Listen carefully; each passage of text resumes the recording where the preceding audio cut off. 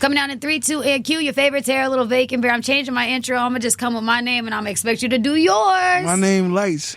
Okay, so Lihtz, when I did a Google search on... Hold on. I don't want to put on. I need to put my uniform on. Oh, you got your ski on? Okay, I like that. You know, I'm just going to come out swinging. Yeah. Because I felt like you had your shit on. Like, yeah, how do I do this? You got it. I got faith in you. Okay. Like ooh, no, that's not it. You're going to walk into a wall. Can I wear it like this?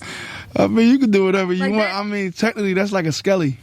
Well, that's what we do down here. I do see niggas in skellies sometimes. Skelly, man. All right. Listen, I'm gonna just wear this like this. All right. So let's just start with your ski mask. What's the vision? Is this like a marketing thing? Is it like it's a little bit of everything. I think it evolved into a lot of different things. Initially, I think it was just something that I was doing for one video. Right. And then over time, I started to see it evolve into other things. And to me now, it represents something way bigger than even what I was intending from the rip. And I think it's now like... it's borderline like a beacon of hope for my community because they look at it like, you know what I'm saying, we created a new meaning for what the ski mask says. A lot of people look at it and think negative. Now it's not associated with that anymore, at least when I wear it. I like that you framed it that way. My mom the other day, she asked me who Pooh Shiesty was and then what is a shiesty. And then I had to explain contextually all of those things to her. But like you said, if it's about reframing it, I really like that perspective. Yeah. Because we wear shiesty down here too, and by we I mean the guys. I know. They wear the scullies up top. Yeah. This is gonna get real strange. It's gonna get real weird. So okay, just bear with me, okay? What's your mask smell like? Gucci Guilty, the green bottle. Really? You know, a little Gucci Guilty, I like to smell good. I have this mindset that if you wearing a ski mask all day over your mouth like this, it's like it could smell No. See, I got like my own mask, so I just swap out. I probably got 30 used masks in the house right now. Okay, they all over the place. Yeah. Okay, you know when I just see a ski mask out, I'd be like, I just know it be wet. It's stinking a little bit. Yeah, like a microphone get kind of stinky. It's like So we swap them out. As soon as it start to get a little musky, we just go ahead and swap them out a little bit. Yep. Okay, all right. I just had to know that too. Now, also, I did a Google search, and it was actually really hard to find a picture of you, but I did find one. But I want to ask you to do something special. I put some crayons and some paper there right in front of you, and I would love if while we're doing this interview, you could maybe sketch what you look like up under that mask. Okay. Give me an embodiment. I'm not the greatest artist, but we're going to make me look as good as possible, all right? Yes, Lights Picasso. He pulled out the brown crayon. We're going to go circle. You feel me? We're going to go circle. You got a big-ass head? I got a small head. I wear like a 7 1/3, 1/4. No, well, that's pretty average size. Okay, because I always got joked on for having a small head. I got a little bean. Well, I got a big ass head, so I really don't ever have any of those problems. Like, look, I got braids. Most people don't know that. You got braids? Yeah, I got braids. So now I'm giving myself the braids. Okay. You feel me? Are they long? They hit the shoulder length? Yeah, we got a little hang time. This is also for my ladies that's just trying to imagine what's up under that mask, because you know it's about to... Gave myself the braids. Now, how they going to see this on the radio, though? I'm confused. Don't worry. We're going to put it to the camera, and they're going to see it on the website. Trust me. All right, there we go. He gave himself the Meek Mill braids, y'all. Let me see. I got a little face tat right there. Yeah. What's the face tat say? Quizzy for my brother Quadri that passed. Okay, God bless him. Yeah. Okay. Oh, yeah. Like, black people know. He got an African American nose. Yeah. Yeah, and a smile. You be smiling under the mask. Yeah, I'm smiling right now. Okay. And I got a little beard, too. You got a beard? Yeah, I'm grown. Do it connect? It connect all the way around? Oh, yeah. You know, I'm from Philly. Yeah. We do the beards in Philly. Okay. I ain't gonna lie. I ain't getting no girls with this picture. No, that's okay. The music gonna clear that all up. I'm just trying to use my imagination. All right, now I gave my shoulders. We in the game. There we go. Show the camera, please. Come on. Check me out. Chat, y'all gotta let me know if you think he drew himself well. I look like James Harden. You look scary. You look, hey, if that's what you think you look like, I'll take it. But tell me this, okay? When I went to your make Instagram, music better than I draw. That's okay. You artsy, but not necessarily in that type of art. Yeah, you know, everything ain't for everybody. That's okay. When I went to your Instagram, I saw in your bio they had a flag up there, and I was like, "What's this flag? Yeah, Sierra Leone? Sierra Leone. Who's got the best jollof? Tell me right now. Come on, man. Come on. You know who got the best jollof. Are you staking claim on that right now? I have to. Okay. I have to. I don't even think. I feel like y'all don't even know why you asked me that question. I have to be honest about it because I have to also tell the truth right now. Shame the So devil. who you think got the best? I'm about to tell you the truth. Now, I'm not going to tell you what homegirl, but I do have a homegirl who is dating a nigga who was from Sierra Leone. I can't even remember that nigga's name, but he had the best jollof ever at his graduation party. The jollof was 10 out of 10, so now I'm spending my whole life like traveling all the diaspora just to seek out the best jollof. Yeah. Man, Sierra Leone, y'all got it. Yeah. Y'all got it. Thank you. I'm glad. What was it like being from Sierra Leone or having folks from there, but then also living in Philly? Is there a large population there, or is it just y'all? So, I didn't actually connect with my Sierra Leonean side until I was older. My pop is from Sierra Leone. I didn't have a relationship with him until I was about 20. But my mom, for whatever reason, liked African guys. So my step-pop was Sierra Leone. I spent time with him probably when I was in my teens. And even then, though, it wasn't really a connection how it is now. Like, my mom went over there. She's been over there for 10 years. She go over there 2-3 times a year. She got a school over there. My first time actually going home was in 2018, and I met my aunt and my uncles and my family over there. It was a real emotional experience. That was very powerful. Yeah. It was different. And I mean, just in general, it's good to know where you come from, know your identity. So literally looking at somebody who looking back at me and saying, damn, I look like my last name was a Kamara over there. He said, you look like a Kamara. So it was just like, it was a great experience, just seeing the culture and being a part of it. Well, it's super powerful because you got to know where you're from to know where you're going. The DMV has a very large African population just in general, so we got something from everybody over here. It's like a little mixing pot. Yeah. So I have to ask you in the Philadelphia space, and maybe your answer is going to tell me a lot about you, but I spent a little time in Philly myself. I ain't never lived there, but what's your best cheesesteak? Who got the best? I got a homie who got a cheesesteak out there that's really, really good. The homie with the cheesesteak? That's like a secret cheesesteak. Yeah, but it's a really popular cheesesteak in the city right now. It's called Carter's by Garcia. They just opened maybe about like 6-7 months ago, and all the celebrities come down there when they come to the city. And it's really my brother, so I watch him transition from one space of life and now really evolving into this place. So, I always want to show him love, but it's definitely one of the best cheesesteaks in the city. If you ever in Philly, make sure y'all stop by Carter's by Garcia, man. Go check out my dog. Okay, if you say that's the stamp that we got, okay, I'll just have to pass up on my Delisandros. That's just Delisandro's good too, though. We're not gonna sleep on Delisandro's. I love Delisandro. Listen, I had a Philly young boy to put me on. Yeah, okay. Cheesesteak. Yeah. So to that point, do you self-identify as a YN at all before I fall into that? No, I not ain't at all. YN. Why the comments be saying that? You think they just typecasting? I just think the world they're gonna connect however they connect. You feel me? I don't really get into it too much. I see a lot of things in my comments that I just be like, I don't necessarily agree with, but at the same time, I understand if that's how you connect with it. I'm just happy you here. You just happy for the engagement. You'll take the engagement. If it's a negative comment, I'll be like, that's just an extra comment to the comments that's there. So I really don't get too caught up. I know that people just assume that's human nature. They got to connect to whatever they familiar with. So I let them. I would say to that point, though, like it's like the look of you, the expectation is that you about to come start rapping. And right. Nah, he about to come singing. Yeah, see, I think that's... But you do rapping too, I'm sure. Yeah, I rap too, but my whole thing is that I think a lot of times people pass judgment.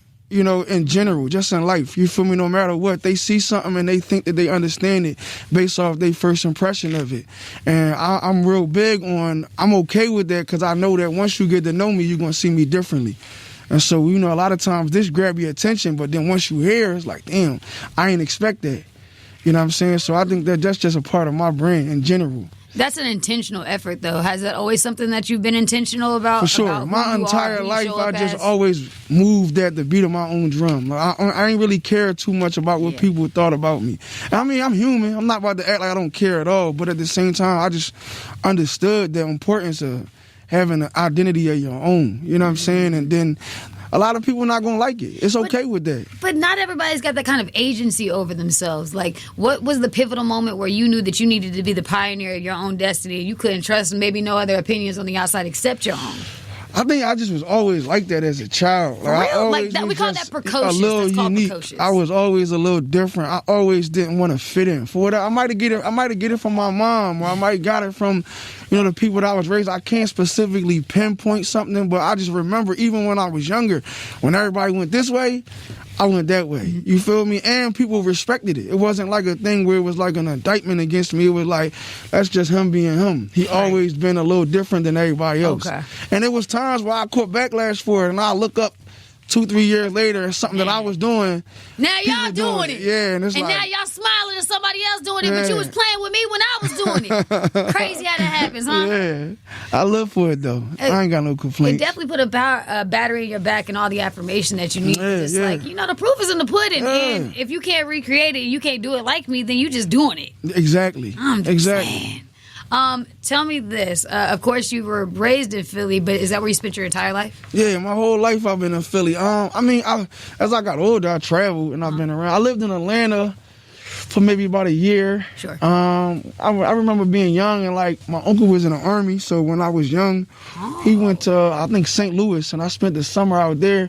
And I noticed just me going to different places and getting more exposure, it always help and change your perspective, especially coming from a city like Philly. Yeah. You feel me? A lot of people have one-sided mind, so when you see a different style of lifestyle, naturally that just give you more, you feel me, inspiration at the very least. But, I think I spent my whole life in Philly, though. I never actually physically lived somewhere else until my adult years. Dang, that makes you like a mini mayor of your community. You know that thing, They right? love me in the city. Like Hell a yeah. junior mayor. Mini mayor is crazy. Like a little council person, a little congressman for something like that.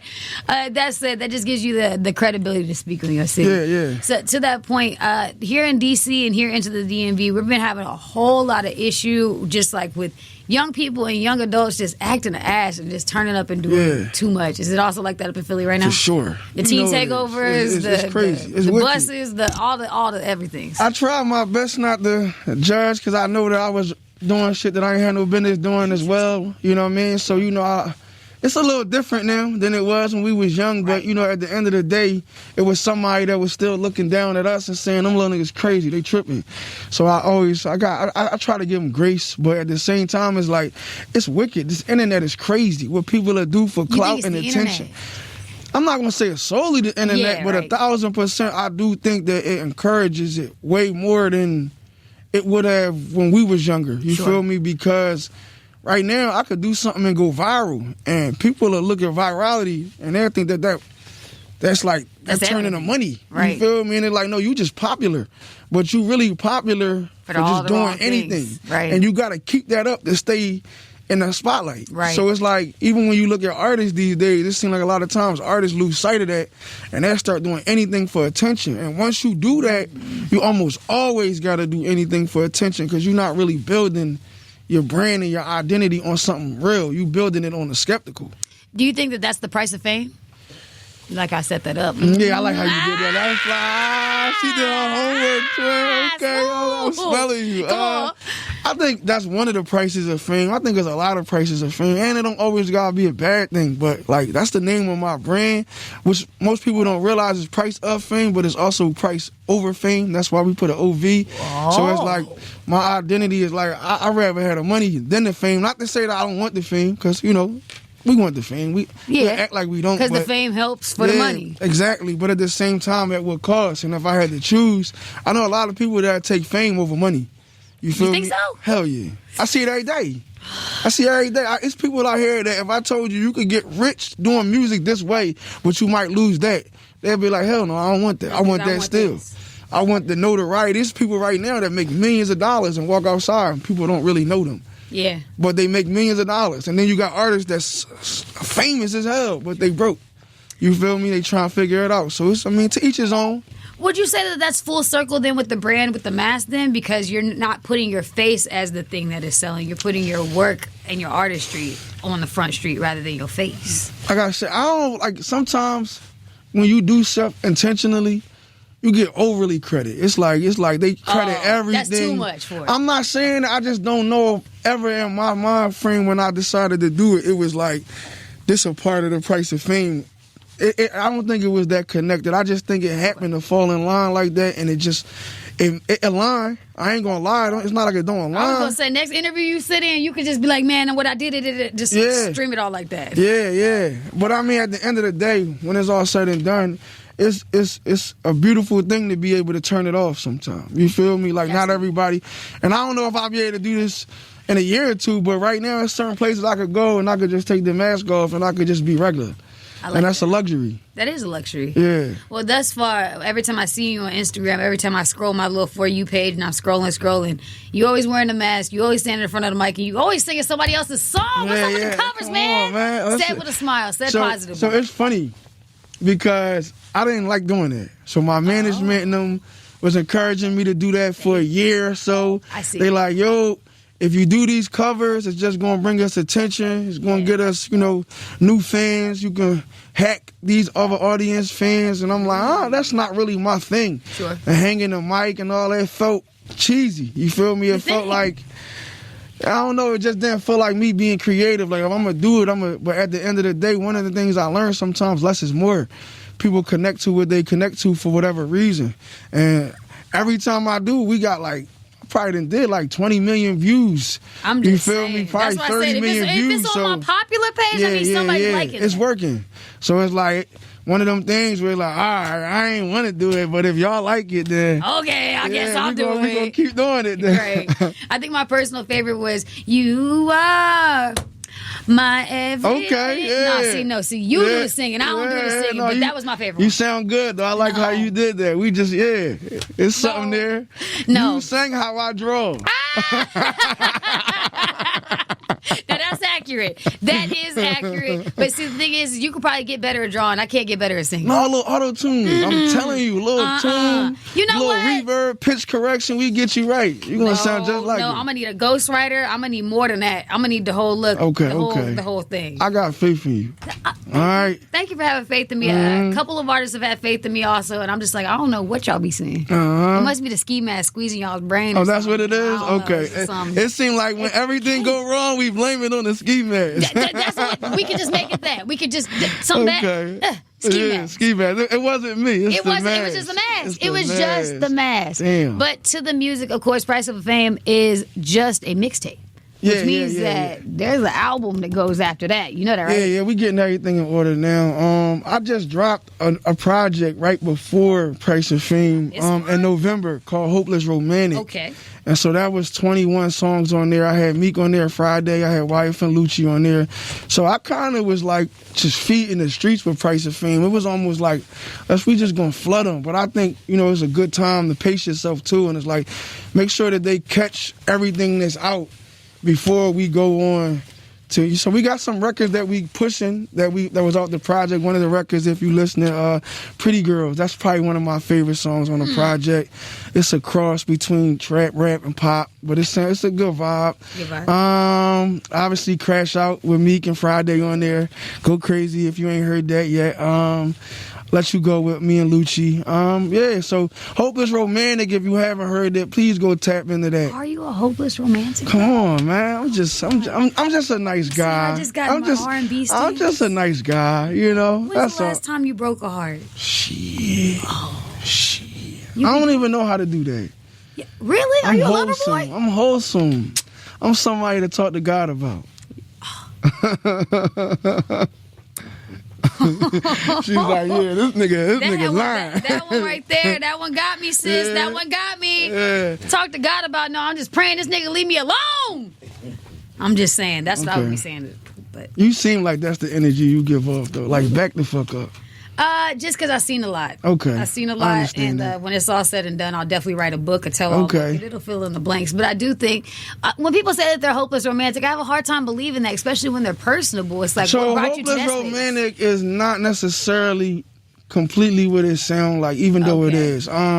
It's really a double-sided project, and one side is hopeless, and then the other side is romantic. Ah, okay. You Thank feel for the me? clear. So what it is me being able to cater to my audience that know me for certain things like the pain, and me speaking on current issues that's going on in our environment where we come from, but then still being able to showcase this other side of me that's more vulnerable. Right. You feel me? And just a different variety of music genres. We got some pop records on there.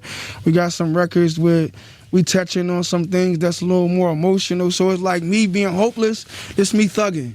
You feel me? This is me, my pain.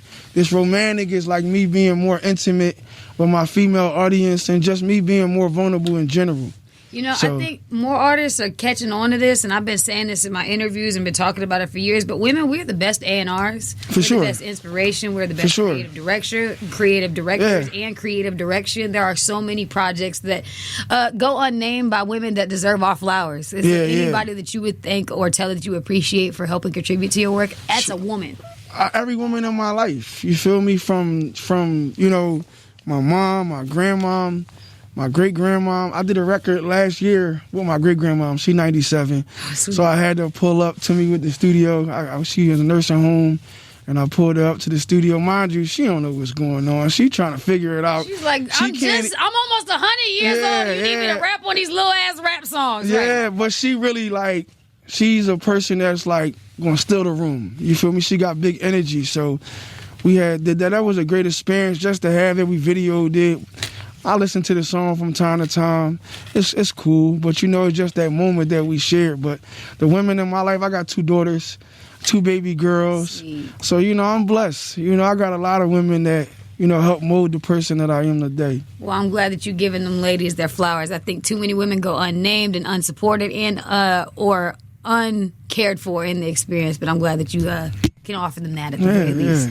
With everything else around the corner, I know that this is my first time meeting you, but I know that I'm going to catch you back again. For sure. Do we got a timeline on the project? You going to stop back by before then? I'm going to definitely pull up. I'm trying to get the project out this summer. We just trying to figure everything out. But right now, like I said, we really focusing on continuing to push some of the music that's out now. But I'm telling you now, as soon as we about to drop, we pulling up. Come back to D.C. I'm coming. I gotta show you the whole city. I gotta take you to Pretty Girl County because you said you got a song called Pretty Girl. So we gotta take you to Pretty Girl County. I'm just saying, just gotta. So go ahead and drop your Instagram so we can follow you. Say hello and become. I go by the name of Lihtz. You can go LIHTZ_slug life. It's no G. LIHTZ_slug life. And to the rest of the DMV and beyond, you can find this full interview and Mr. Lihtz in my Instagram story right now. That's at Little Bacon Bear and at littlebaconbear.com. Thank you, Lihtz. Thank you. Thank you.